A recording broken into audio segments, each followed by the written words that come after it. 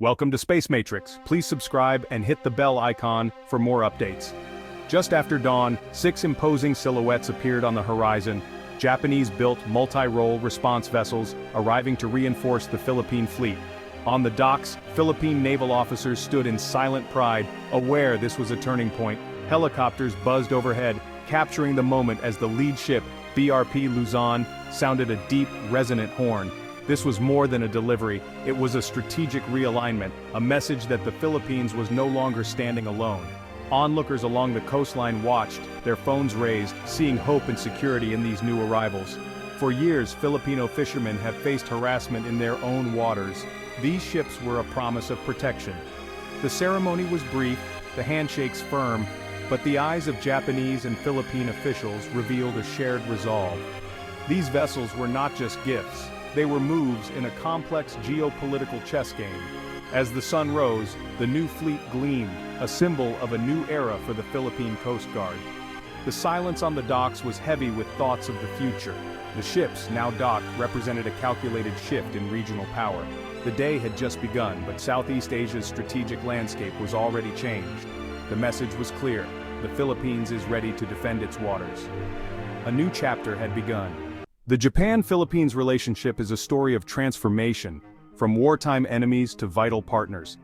Decades ago, Japan's occupation left deep scars, making today's alliance once unthinkable.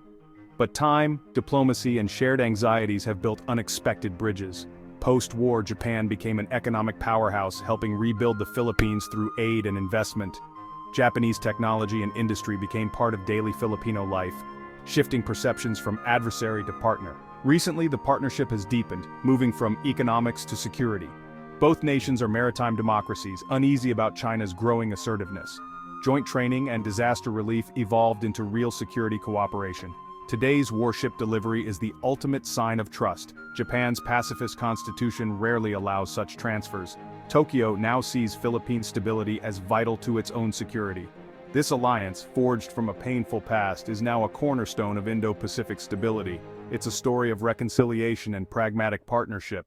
What has Japan delivered? Not destroyers, but 6 versatile multi-role response vessels, Kunigami-class ships. These are the workhorses of the sea, large enough for rough waters, agile for the archipelago's complex coastlines. Each is a floating command center equipped with advanced radar, infrared cameras, and a helicopter deck. They can monitor vast stretches of ocean, launch rescue missions, and extend surveillance far beyond previous capabilities.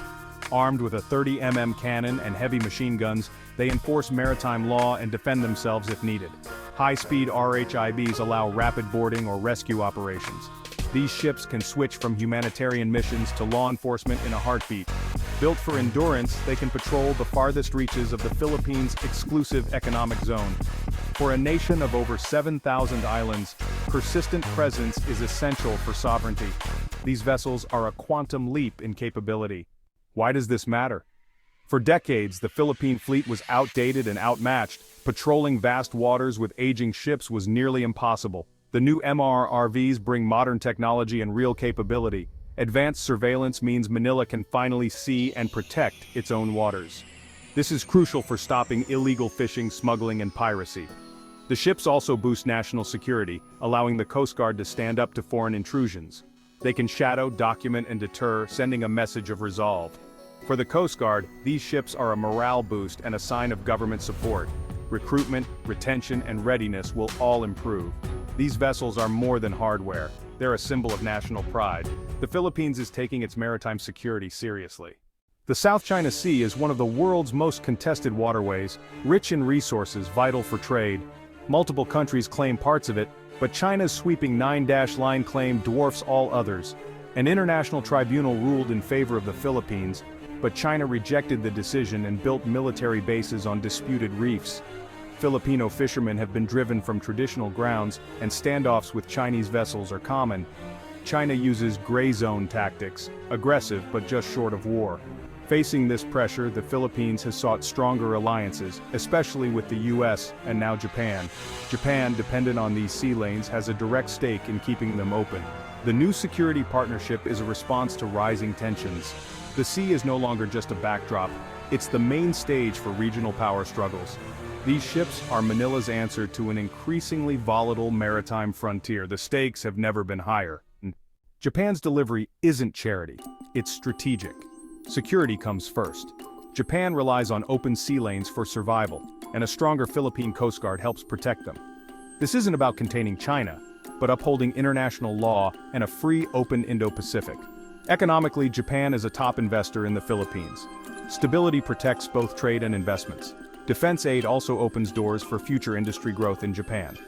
Politically, Japan is stepping up as a regional security provider, signaling a new, more assertive role.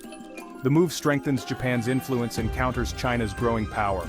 For the Philippines, it's a chance to modernize and assert sovereignty.